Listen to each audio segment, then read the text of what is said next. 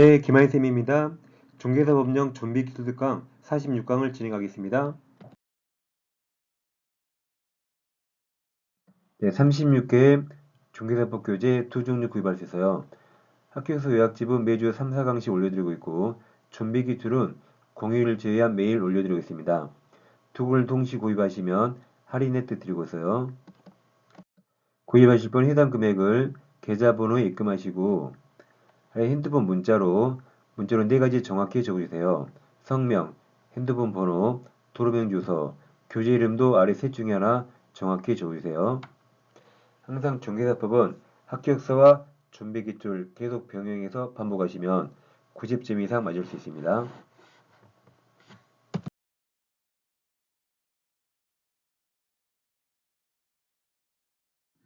네, 이제 부동산 거래 신고법이 끝났고 중개실무 파트로 들어왔습니다.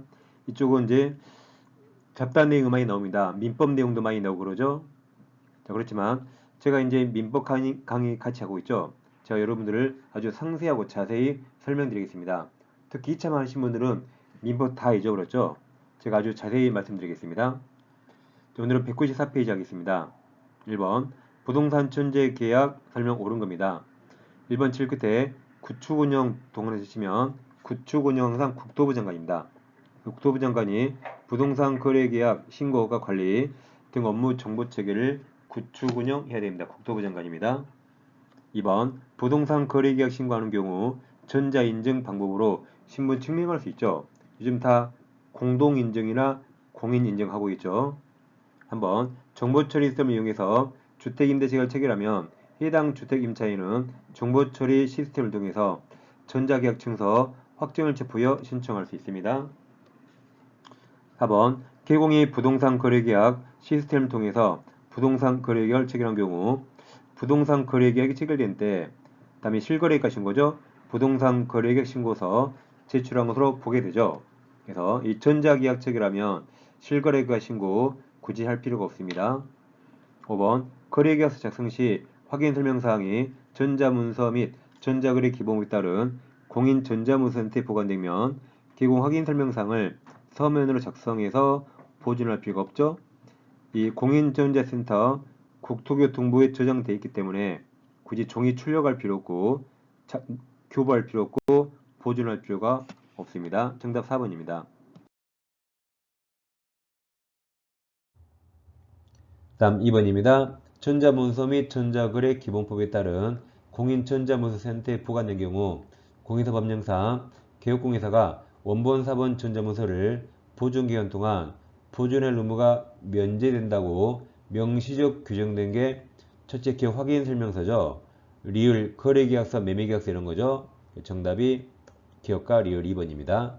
니은 디귿은 없어요. 그 다음 이제 실무편 본격적으로 들어가면 실무에서 가끔 법정지상권을 물어봅니다. 그럼 민법 305조 법정상 보겠습니다. 가벽에 토지 건물이 있어요. 건물을 우리에게 전세권 설정했습니다. 우리 건물을 사용하고 있겠죠. 근데 토지 소유권이 병한테 양도되죠. 자, 그럼 병은 잘 보세요. 병은 건물이 있는데 토지만 샀죠. 그럼 건물이 있으니까 토지 비싸게 샀을까요? 싸게 샀을까요? 건물이 있으니까 토지는 싸게 샀겠죠. 싸게 사놓고 건물 철거 청구하면 안 되겠죠. 그래서 법정지상권 인정해줍니다. 근데 법정지상권은 건물 철거를 막기 위한 거라 건물 소유자에게 인정되죠. 그럼 갑은 전세권 설정자입니까? 전세권자입니까? 소유자가 설정자죠. 설정자에게 인정됩니다. 전세권자 X예요. 305조 대지 토지와 건물이 동일한 소유자가 섞은 경우에 건물의 전세권 설정할 때 그 대지 토지 소유권의 특별 승계인이 여기 매수인 병을 말하죠. 병은 전세권 설정자입니다. 설정자에 대해서 지상권을 설정한 것으로 본다. 누가 본다는 거죠? 이 본다가 법에서 본다죠.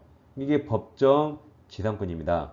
그래서 지상권을 설정한 것으로 본다. 이게 법정 지상권을 말합니다. 전세권 설정자예요. 전세권자 X입니다. 이어서 민법 366조 법정상권입니다.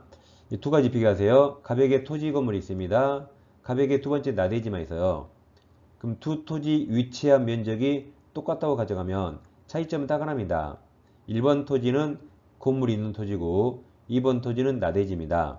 자, 그럼 A가 토지에만 저당권을 A가 취득하면서 갑에게 돈 빌려줍니다. 그럼 저당권자 A는 어떤 토지에 돈 많이 빌려줄까요? 당연히 나대지 많이 빌려주고 이건 건물이 있는 토지라 아주 적게 아주 소량 빌려줄 겁니다. 근데 1번 사례에서 갑이 돈을 못 갚아서 저당권자가 저당물인 토지 경매에서 의리 경납받았습니다. 재산의 갑건물이 있죠. 법정기사고 인정된가 문제가 되는데 만약 인정된다고 가정하면 건물이 철거 안 되고 살아 있습니다.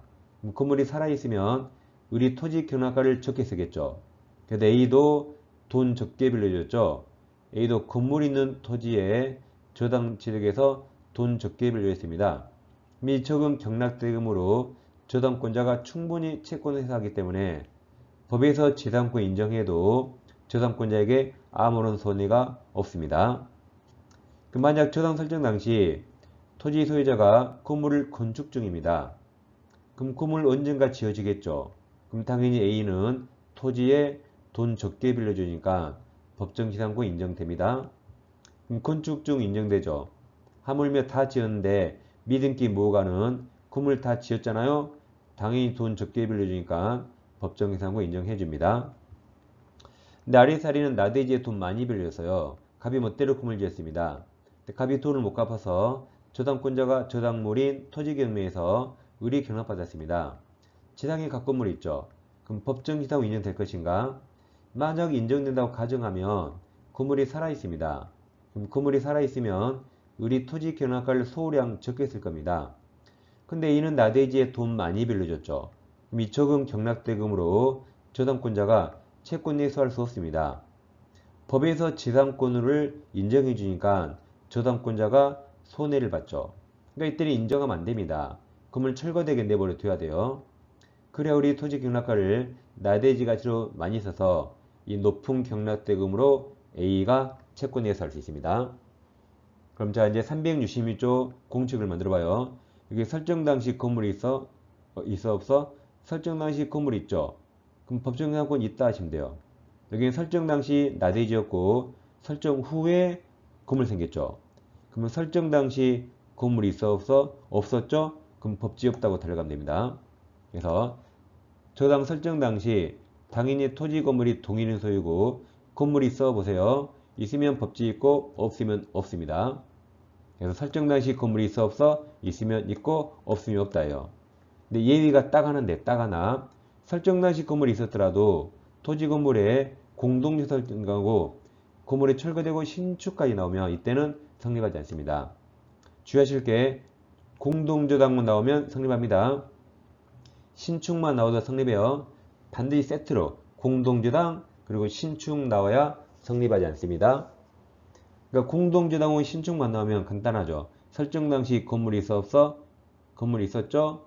법지 있다. 설정 당시 나대지였죠. 건물이 없었죠? 없다고 달려가면 됩니다. 그럼 자 1번 문제 보세요. 이제 실무. 교육공예사가 중개요리인에게 설명 내용 틀린 겁니다. 1번 지문이 길면 항상 제일 뒤로 달려가요. 제일 뒤에 뭘 물어봤는 거 봅니다. 그럼 제일 뒤에 법정지상권이 성립한가 물어봤죠. 그럼 건물이 없는 토지 나대지의 저당 설정. 그러면 설정 당시 건물이 있어 없어? 없잖아요. 그러니까 X 이렇게 바로 풀 수 있습니다. 중간에 일기를 폈어요. 2번도 지문이 길면 제일 끝에 지상권을 설정한 것으로 본다. 누가 보는 거죠? 법에서. 이게 법정지상권. 법정지상권을 몰았습니다. 2번 대지와 건물이 동일 소유자가 속한 경우 건물의 전세권 설정할 때 305조를 물어봤죠. 그러면 그 대지 소유권의 특별승계는 전세권 설정자 맞았죠? 동그라미쳐요.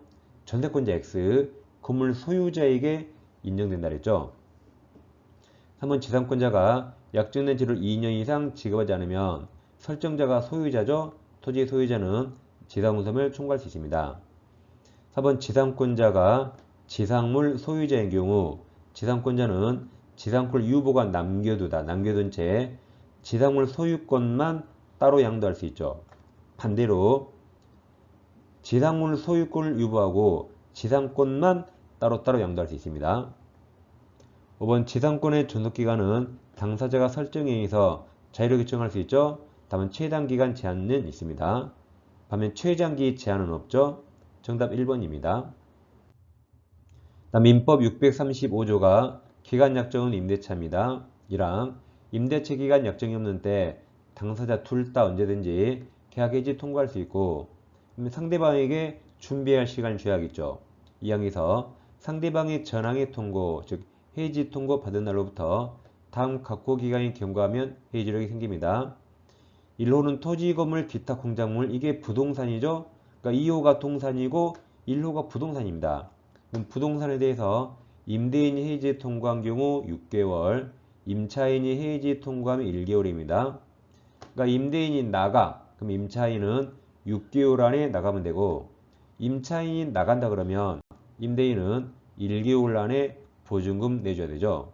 뭐 동산은 둘 다 5일입니다. 뭐 부동산을 당연히 기하겠죠. 2번입니다. 개공이 의뢰인에게 임대차 존속기간 설명 틀린 겁니다. 일단 5번을 보세요.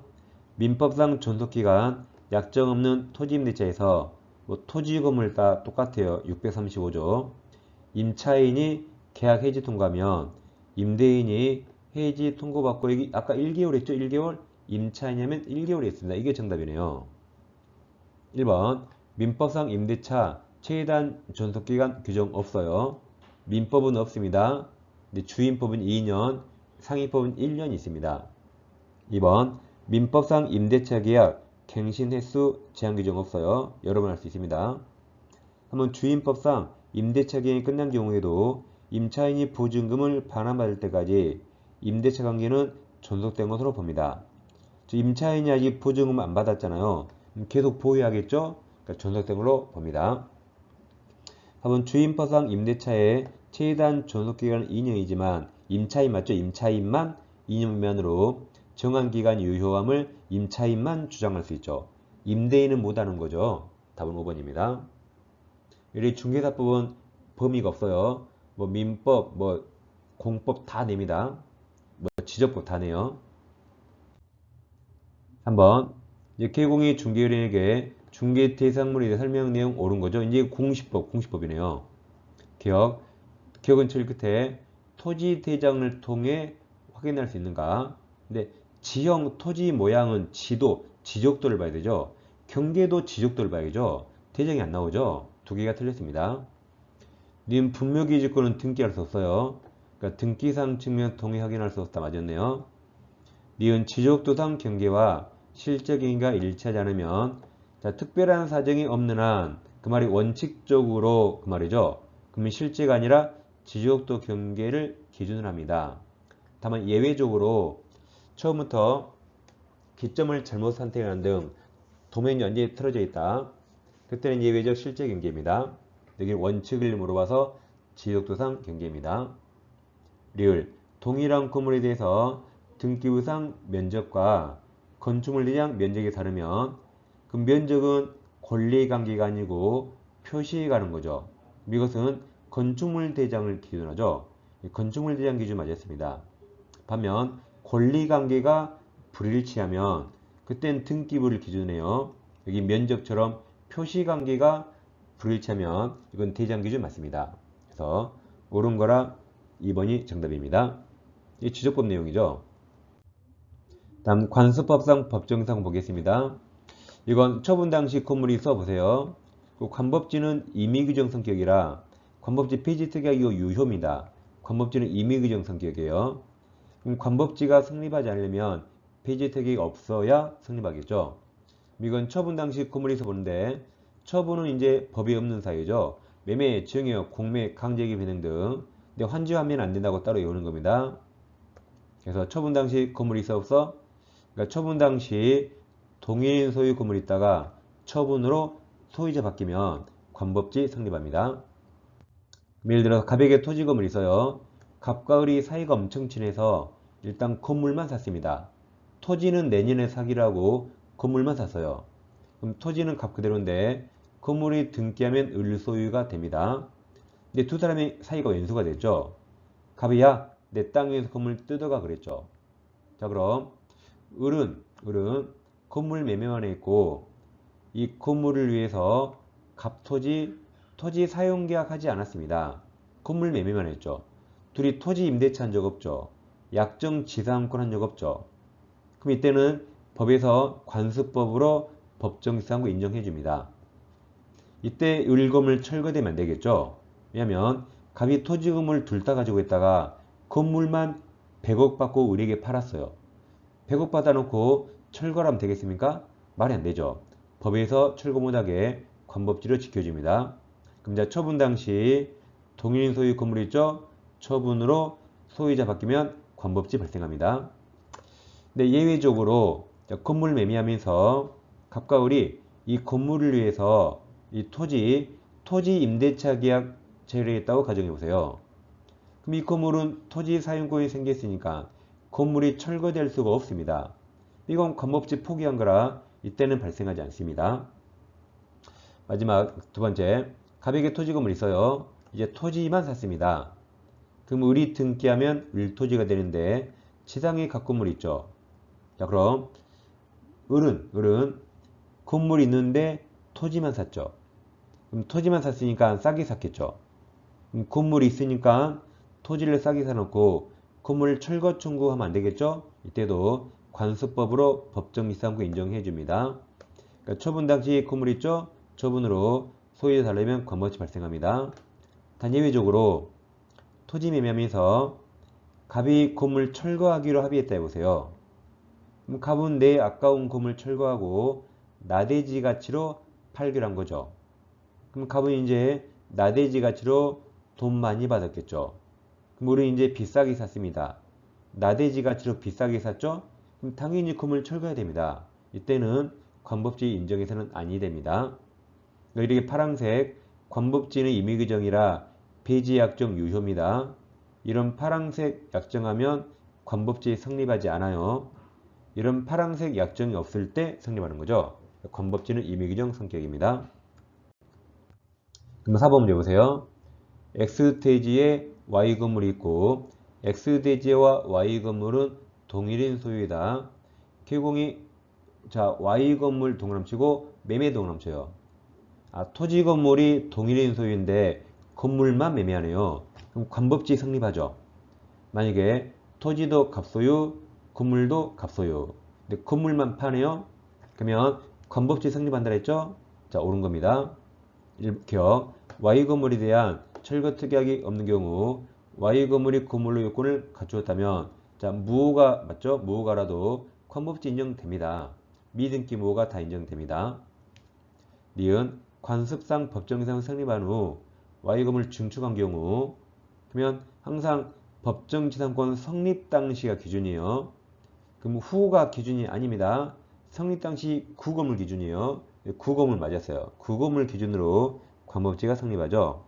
그 후가 아닙니다. 디귿 Y건물 취득 시 Y건물 위에서 자 대지 동그라미 쳐요. 임대차 동그라미 임대차 계약을 체결했다면 관법지 아까 포기로 본다 그랬죠. 임의규정 유효. 리을 대지 소유자가 건물만 매도하여 관습상 법정상은 인정되면 건물 매수인은 토지 소유자에게 당연히 지료 지급해야겠죠. 남토지 사용하죠. 지급해야 됩니다. 정답은 1번이 됩니다. 이 시간에는 민법 내용을 충분히 설명드렸습니다. 네, 중개사법 한 번에 끝내는 이론 강의 왼쪽 영상 클릭하시면 함께 공부할 수 있습니다. 그럼 민법 파일럿 특강은 오른쪽 영상 클릭하시면 단 A4 24페이지 분량으로 처음부터 민특법까지 한 번에 정리할 수 있습니다. 네, 저는 다음 시간에 뵙겠습니다. 감사합니다.